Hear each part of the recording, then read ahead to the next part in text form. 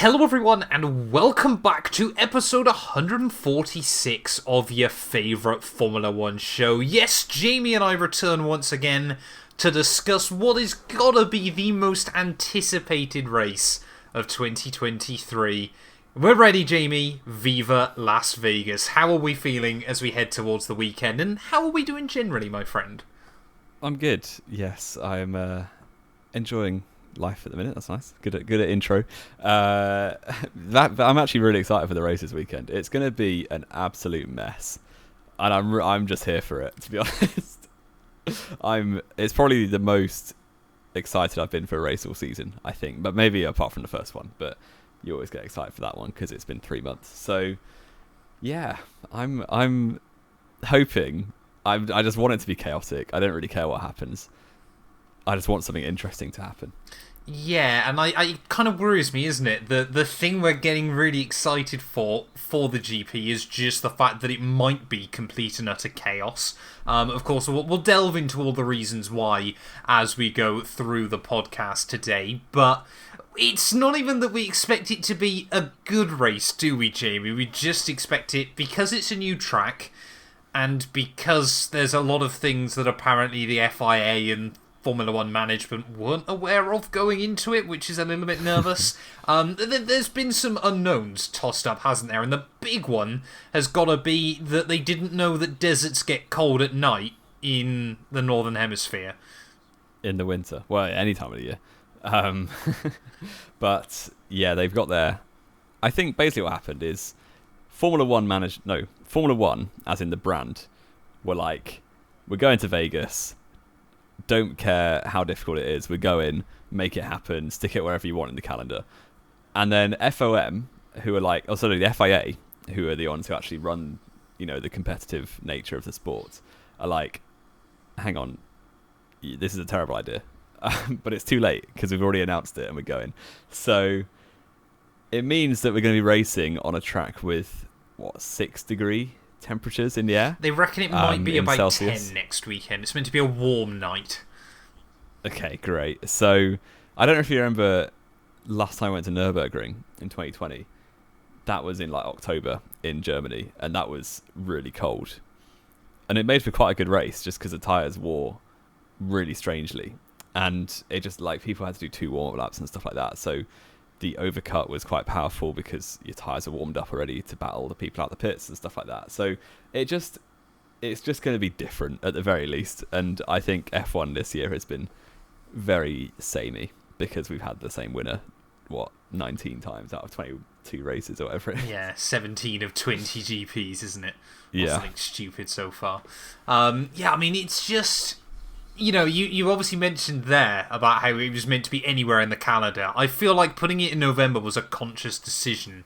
It was like, well, maybe in the future, if Abu Dhabi decides it doesn't want to be the finale anymore, or we can wrangle it out of its contract, we've got a Las Vegas finale. It's going to be incredible. The title's going to come down to the wire. Oh, Max Verstappen wrapped it up a month ago. No, and now, of course, I don't know if you've seen this as well, but ticket prices have gone through the floor. No one is paying to go to this race. Yeah, I mean, that's the risk, isn't it, when you put a race right at the end of the season? Because, yeah, it just could be over a while ago. And you can almost guarantee the same will happen with Abu Dhabi compared to 2021. The last 2 years of Abu Dhabi, including this one, will probably have fallen massively just because who cares? So yeah, it's a shame obviously for the sport that the title was settled so long ago, but it wouldn't surprise me if Vegas ends up as a finale, to be honest, down the line, but we shall see. Oh, well, I was going to argue something very, very different for Vegas, but I'm sure, yeah, we'll discuss that a little bit more in a minute. But yeah, obviously just circling back round to that, the temperatures. Apparently there were personnel, and the article I read was quoted at alarmingly high up in the sport, just believed it would be similar temperatures to Qatar, which, for those of you that don't know, is on the equator. Las Vegas isn't on the equator. Nowhere near. No. Yeah, it just is utterly bizarre, isn't it? How no one thought, hang on a minute, this might be a problem. Because, let's be fair, it's Vegas. you want it to be at night. It's all about the neon lights and all this, that, and the other, and what happens in Vegas stays in Vegas, and all this. But even if it had just... I guess they can't even really do an evening race, because, of course, then most of their market, which is Europe still, is gone. Yeah. Yeah. So this time slot is about as early as you can go, isn't it? For 6 a.m. Because if they wanted it to be at dusk, they could shift it back 3 or 4 hours, maybe. But at that point, it's at 2 a.m. start. So and then it screws... Well, the problem is as well, of course, with it being a night race in Vegas, is it screws over anyone on the west coast of America as well. So it's kind of like they've tripped over everyone here. It just... I guess the Australians might be happy. Well, the Australians, yeah, because it's like 5, 6 in the afternoon, I believe. It's quite a nice evening race on a Sunday afternoon. But of course, if it's going to be an absolute disaster anyway, I mean, we just don't know, do we? And that's kind of exciting. But you can't also help but wonder if by the end of Friday we all know what's going to happen and it's just going to be really boring. Yeah, potentially. Luckily, we've not got a sprint race to give us a spoiler of the first third of the race this week. So, yeah, I'm quite excited just because I think it'll be a mess and really, really chaotic. And that's all we've got to live for at this point of the season, really. So I remember about, 2 or 3 weeks ago, I said this would be a race that Max Verstappen doesn't win. We'll have to see if I stick by that or not. But yeah, I'm excited. I'm looking forward to it. Well, you said it would be a race that Verstappen won't win, fairly confidently. I went out on a limb and said there will be a safety car inside the final 15 laps. A red flag. Yeah. Or a safety car inside the final 15 laps, and I am standing by that as well. I believe they will script. I believe Formula One will script this if they feel they have to. If there'll be a marshal, there'll be a marshal there ready to throw like a cone on the track or something. Yeah, something bizarre, or it could end up being, you say we get rules surrounding how far drivers can go on tyres again, just like we did in Qatar a few weeks ago. But I think, had this race been on the calendar in 2021, it would have been mind-blowing, hasn't it? But we've said this so many times with Formula One in the 2 years since then. It was the perfect storm of hype and interest and drive to survive and all this, that, and the other. Because let's be fair, this year Formula One has fallen off a cliff because so many new fans have now learnt what most seasons of Formula One are like. Yeah. I don't know how the FA managed it, because they introduced Drive to Survive in 2018. Those seasons aren't particularly interesting, but the races are quite fun. Like, more so than, 14 to 16. So 18, 19, 20, where they were interesting races, but the narrative of the season... 17 should have been the big one as well. Yeah. But Drive to Survive was like building and building and building, getting in popularity. Then a global pandemic happens, so no one's got anything to do apart from watch F1 or watch other sports.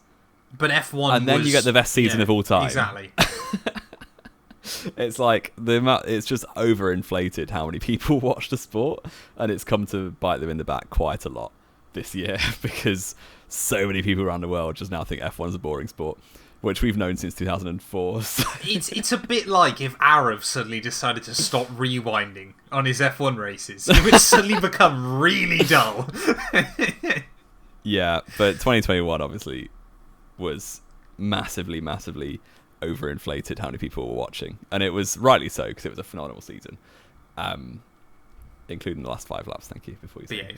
And yeah, now we're even seeing it on this show, to be fair, but every form of F1 media is just nosediving a little bit this year, which is a shame. Yeah, absolutely. I mean, I think, and let's be fair, there's only one person to blame for that, and it's Adrian Newey, because he's an absolute wizard.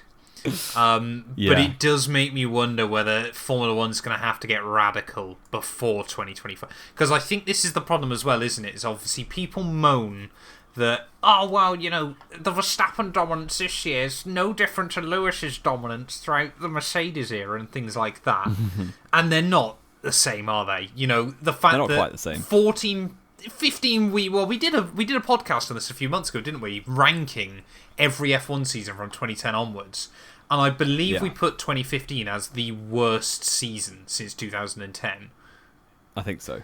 And it kind of course, 14 through 16, like we said, with the exception of 15 to a certain degree, was good because you had Hamilton versus Rosberg. There was a championship fight. 17-18, people like to underplay it now, but it was because Ferrari and Seb's meltdowns both years fell off so incredibly quickly. But for most of the season, you had a really good until after the summer break. Both campaigns were still anyone's game. 19 was weird. Like, I was watching a few videos about 19. It's kind of... Well, the first 8 races are so dead. But they weren't, though, were they? They weren't, yeah. Ferrari should have won at least 2 of them. Red Bull could have won 1 as well at Monaco. And then, obviously, the second half of the year was mega. Because, apart from the fact Ferrari were cheating for a few races. Yeah, like Red that Bull, helped them out, Ferrari, and Mercedes. It's probably the closest all three of those teams have competitively been to each other definitely. In a long time. 2020 kind of had so many bizarre storylines that went down. It felt like every week there was something new that was quite crazy to talk about. And then obviously 2021 was absolutely just... that was one of those seasons that a movie will be made of one day. Oh, yeah. Yeah. Phenomenal. Best season since 2012, easily. I'd argue, it's probably top 5 F1 seasons of all time. Yeah. I think, it really was...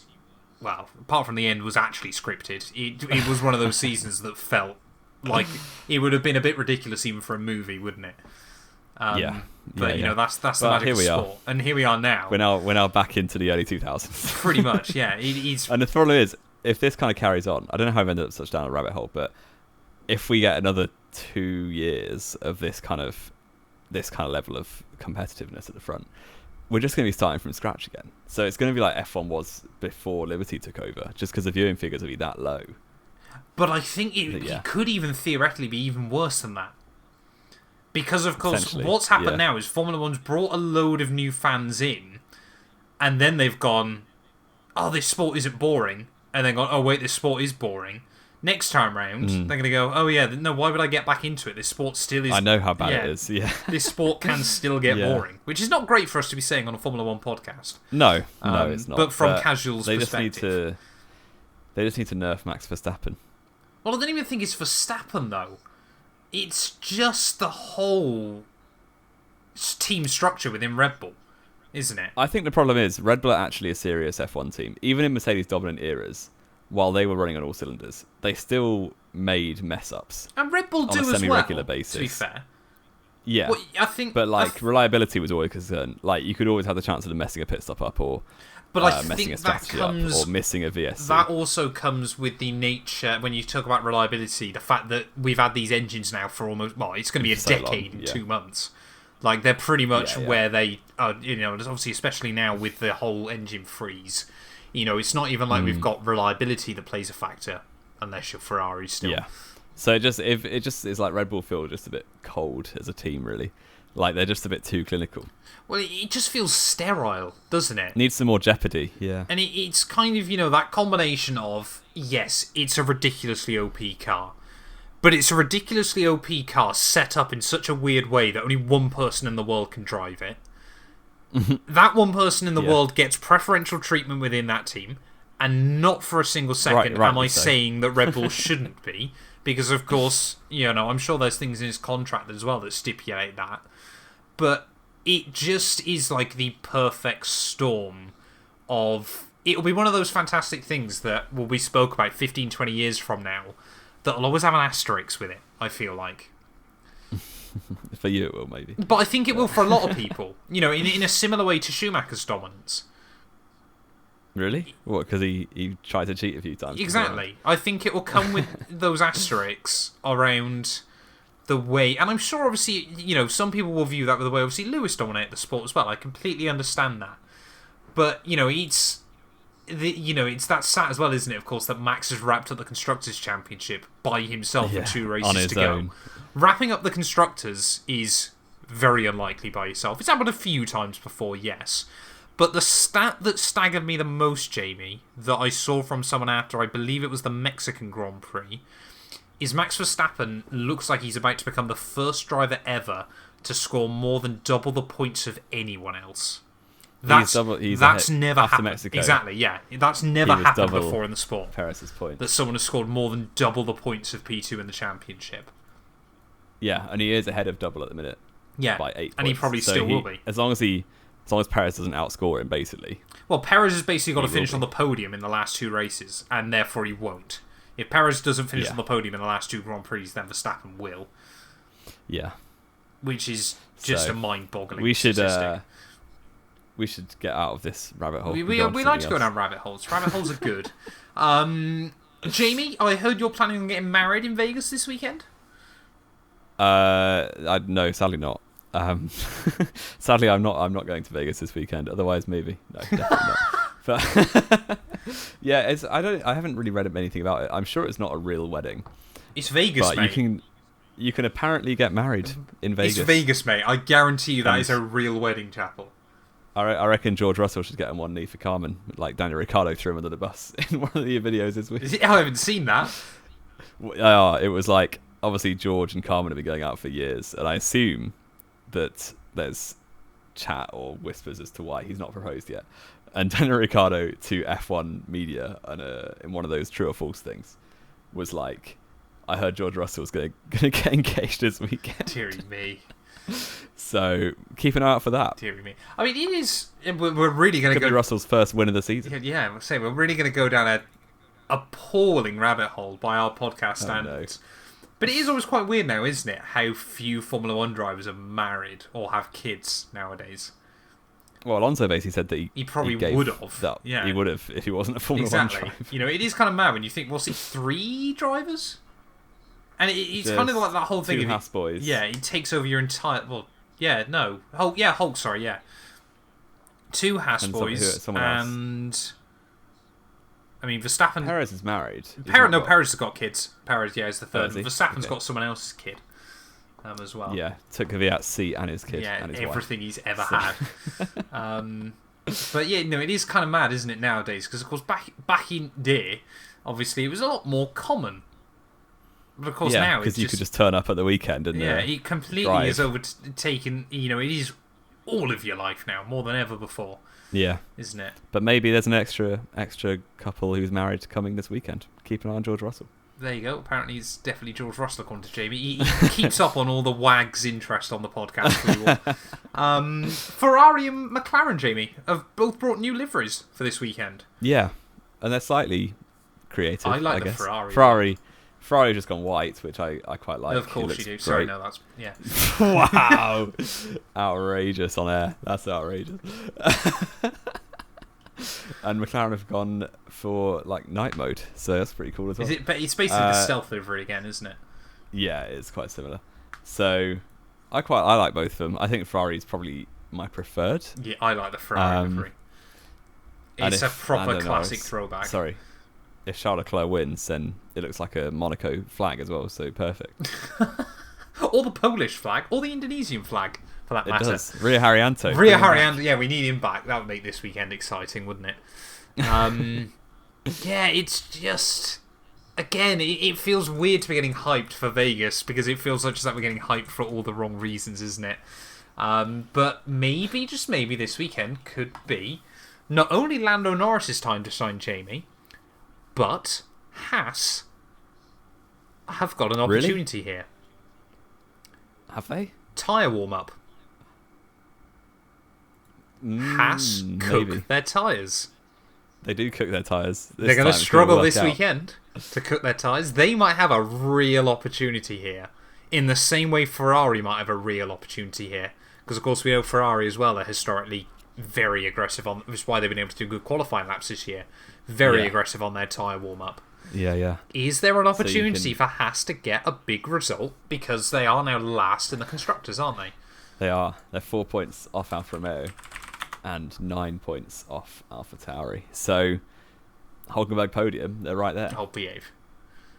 If Hulkenberg gets a podium this weekend, I will do a shoey. Matt will get married in Vegas. I won't get married in Vegas, but I will do a shoey. There we go. You heard it here first. And last, because he won't. We shall see. Yeah, I'm looking at that Constructors battle again, because it's kind of been the big thing we talk about, isn't it? Throughout the last few. I mean, there's still a couple of other fights to go on. Mercedes, Ferrari, still only 20 points between them. Aston Martin and McLaren, 21 points between them, but that one kind of feels like a done deal now for McLaren. Yeah. Staggering, isn't it? Aston Martin are going to make this big leap forward from tied 6th to 5th. I mean, to be fair, they've got a lot more points. Yeah, but And that's pointless. I don't give you any more money, does it? Well, it's good. It's good progression. Okay. Mercedes are the ones I would be worried about because the way they're going at the minute. What's going on there? Yeah, they've had a couple of poor races recently, but I feel like they've kind of been able to because Ferrari have also had a couple of poor races. Gives them a bit of a chance, doesn't it? Still, they're another Singapore, and then Ferrari are in business. Yeah, but they won't get another Singapore, will they? It's Ferrari. Well, it's a night race. Yeah, who knows? That's all it takes. Apparently, yeah, because they won all the other night races this year, like Bahrain, Jeddah. Them, yeah, it's mad, isn't it? We had this a couple of years ago, didn't we? Where it was like 6 races in a row were night races between the end of 21 and the start of 22. Yeah. So ridiculous. AlphaTauri, such Jamie. Old men. We do. AlphaTauri, Jamie, have finally confirmed, although we kind of already suspected it, that they have been taking more Red Bull parts since the Singapore Grand Prix, most notably the rear suspension setup, and are going to be working closer with Red Bull for 2024. Now, we say we know wheel. We called this a long time ago, didn't we? Because it's all about them trying to sell up shop. Not the hardest thing in the world to call, to be honest. No, but we'll still take it. Times before. But we will take it because, yeah, they are going to sell to Hugo Boss or whatever. Or Nike or Adidas, whoever it was. I can't remember. Adidas, that was it. Yeah, I think it makes perfect sense to try and boost your stock by bringing Ricciardo in and making the car good for the last 5 races. And yeah, if they end up finishing 7th, suddenly their team's probably quadrupled in value compared to if they finished 10th. Well, it's a lot more prize money, isn't it? Yeah. It does kind of beg the question. I know we've said this before, haven't we? Again, we're not going to become those people that claim on, you see all those people on Twitter going, oh, Red Bull use AlphaTauri's testing time to develop their own car. They get twice the time of anyone else. All this, that, and the other. I'm not claiming that for a second. But it does kind of feel like, on paper at least, why didn't they do this a lot sooner? Because let's be fair, you look at the championship, they could have probably been in the fight with Alpine this year, couldn't they? I'm not sure about that. Had they been doing this from the start of the year, they absolutely could have been there. They probably, I'd say they've scored more points than Alpine since Singapore. I doubt it. Gasly's been doing work. Has he, though? Has he, Jamie? Maybe not as many, but they'll have been close. I mean, they'd be comfortably 7th. Oh, yeah. They'd be a long way clear. Yeah, they'd be on, at least 60-odd points kind of thing. Yeah. So, but I don't forget they were hamstrung by Nick de Vries for the first half of the season as well. Yeah, but give him a decent car, he might have done all right. Probably not, though. I think he did have a decent car. Snowden's finishing 10th, 11th every week. Yeah. Again, it goes back to what we said at the start of the year, though, doesn't it? AlphaTauri have not been this miles off the back of the field like everyone claimed. We didn't claim it, though, Jamie. We know wheel. We do. They have scored 16 points in Singapore. Yep. Alpine have got points in every race. Have they? 6th, 9th, 7th, 6th, 10th, 7th. Oh, fair play. It's not many more points, to be fair. No one's been noticing. Yeah, fair enough. Yeah, because Aston Martin have fallen off, haven't they? Often they've been able to snooker away points there. Gasly's had a couple of 6th places and a 7th. Fair play, Pierre Gasly. Big baller. Yeah. Yeah, but I'd be very nervous if I was Williams now. Because 7th place this year looked pretty dead set just a few weeks ago. And now 7 points over 2 weekends? I'd be nervous. Then again, this track is kind of built for Williams because it's just one big straight line. Or 2 big straight lines. Yeah, well, Alex Albon could easily just be 5th or something like that in the race. So we'll have to wait and see. But Williams, they probably are nervous. Because the way Daniel Ricciardo, especially, and Tsunoda, to be fair, are driving at the minute, they're coming for that 7th place, aren't they? So, well, if Tsunoda hadn't have bottled it in Mexico when he clashed with Piastri, they'd probably be, 3 points behind them? 5 points behind them? Something like that, yeah. There's a real opportunity still. Later on. At least it would give us something worth talking about, because it's highly unlikely that... the battle for 7th, the battle for 2nd, the battle for 4th, and the battle for 7th. We could still go into Abu Dhabi, where 8 of the 10 teams can take positions. Albeit the battle for 7th will be a lot of extreme. Exactly, there's still a lot of money to play for in the background still. Definitely. But that's all, of course, a topic for after Vegas, when we just have a 8-day turnaround between Vegas and Abu Dhabi. How that's a doubleheader, I will still never quite understand. But Yeah. a 6 a.m. start though for race day Sunday, Jamie. We're looking forward to that. I'm looking forward to we it. can both watch it live. We're going to go live here on the No Wheel Channel. We're not really. I would love to do that one day, to be fair. We should. Once they relax their rules on broadcasting. Well, even F1, if we just did it with live timing, so people can tune in and listen to our reactions instead, or something like that, it would be fun in the future. It would just be a nightmare to try and sync ourselves up with the race, wouldn't it? You do all right. You do all right, I think. We shall hopefully see. I've got a quiz. You've got a quiz? Which is nothing to do... Actually, I'm going to... Go on, try and wrangle this round. Link. Yeah, try and wrangle this. So, as we know, they have tried to make Las Vegas into the biggest show possible. Yeah. It's all about the entertainment. Yeah. So that got me thinking, which F1 drivers appeared on a show? Where? Okay. Particularly, which Formula 1 drivers have appeared on a certain British TV show? It is That's Top Gear. really weird, because I watched the Lewis Hamilton interview just before we did this. So, this is... Listen carefully to the question. Okay. It's like having a teacher. This is a quiz about the Formula 1 drivers leaderboard. Yep. On Top Gear. Yep. In the Chevy... No. Lassetti, yeah. It was the Lassetti. No, was it Lassetti? Yeah. Yeah. There are no, 10 was names. it the Lassetti or was it the Liana? It was the Liana, Suzuki It Liana, was the wasn't Suzuki it? Liana. Back in the day. There are 10 names on the list of lap times on the Formula 1 board. starboard. You have a minute starting now. Lewis Hamilton, Jenson Button, Kimi Raikkonen, Sebastian Vettel, Mark Webber. Schumacher never did, I don't believe. No, he didn't. Nigel Mansell definitely did. Yeah. Damon Hill, I believe, did. Really early on. David Coulthard? No. Rubens Barrichello? Yes. Definitely did. There's 2 more. Yep. I'm trying to think. Other drivers that did. You've got 30 seconds, long time. I said Jensen. I've said Lewis. You did say Jensen. Yep. Don't forget what. How did I word the question? Oh, the Stig. Yeah. Yep. And... One more. 10 seconds. The fastest driver ever. I thought that was Lewis. Wasn't it? You got beaten. Did he? And your time is up. Oh, dear. Give me their nationality. Or will that give it away? Make it so easy. You got It was beaten. very late. I think it was in 2014. They posed a question. You get it from this. They posed a question. Sorry, they opened up the floor. They were like, any audience member. Oh, Danny Rick, wasn't it? Yeah. I completely forgot he went on there. What's the back of Lewis's Yeah, car like? I do remember that, yeah. Yeah, no, I can't believe I blanked on that. Daniel Ricciardo. Well, you did all right. I'm impressed you got the Stig. Well, only because you gave me the hint about, obviously, the wording of the question. Yeah. Have you ever seen the Damon Hill interview? I haven't. Like the studio. Actually, I have. So, yeah, I think bad I have. in the early seasons. We can't do a podcast now just dedicated to We Top could Gear. talk for 6-7 hours easily. We could easily do a Top Gear Probably podcast. 6-7 days, to be honest. We'll do a Top Gear podcast, knowing Over the winter. knowing gear. Actually, that sounds like a drug dealer show. Oh, dear. We could just review, like, the African special or something like that. Yeah, wonderful.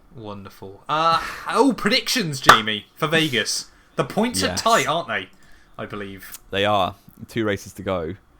This is the championship battle. 2 points clear. This is the championship battle. That's very difficult. I mean, there's a tweet on the line, although I barely ever tweet, so it's quite It'd be obvious. quite that it's obvious, Matt's tweet. yeah. Yes. You can go first. Thank you, because I'm behind still. Oh, there's only 8 points available this and next weekend. And like we said, we feel Vegas is going to get scripted. I want to match you. I do just make sure you can't. I say you're not allowed to predict anyone where I predict them. Make it really interesting. I disagree with that. I'm going to be really stupid. I'm going to throw this away with 2 weekends to go. Charles Leclerc pole. Okay. Max Verstappen win. Lando Norris P2. Sergio Perez P3. Really dull. For Charles to get another pole non-win. We love Non-podium, yeah. I will go Max Verstappen on pole. Okay. If we're going by that, I can't predict people where you. Here we go. Yeah. You said Verstappen is not going to win this weekend a couple of weeks ago with confidence. So you better back that claim up now. I'm going to go Lando Norris to win the race. Well, Jamie, he did in my very first My Team season. He did win his first race in Las Vegas. There you go. It's a prophecy. So Lando Norris to get his first ever race win in Vegas, and then absolutely party all night afterwards. Get married. Yes. To George Russell. I will go. Maybe it's all come full circle. What did you say? Verstappen, Norris, Perez. I'll go Norris, Verstappen second. I don't know how that would happen, but I'm not going to think about that. Norris, Verstappen, and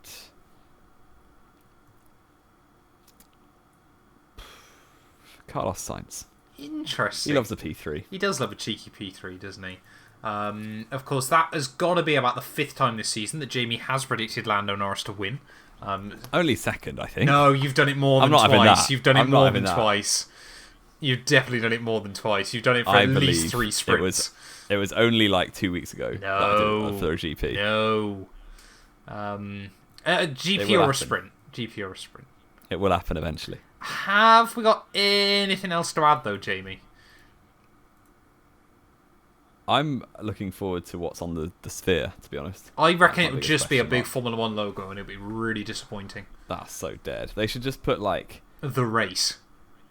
What they should do with the sphere is put a better race on. Show us, like, Canada 2011 on the sphere. Yeah. We want to watch Jenson Button come out doing the fingers like Seb used to do. I watched that a few weeks ago. Funny. So satisfying. So funny. JB's such the best thing was, I don't know if you remember this, there was a BBC like piece before the race talking to Jenson, and he was like, the only thing that annoys him about Seb winning is the fact that he does the finger his like number one finger sideways. He does it super crooked. Yeah. And then Jenson comes out and does it like straight up in front of So good. I would love to have Jenson on the show one day. Oh, I think if we had Jensen on the show, I wouldn't be hosting. It would be my girlfriend, though. She loves Jensen Button more than she loves you. Oh, easily. I'm not even in the same conversation as Jensen Button. That's rough. I can accept that as well, to be fair. You're not a world champion, to be fair. No, exactly.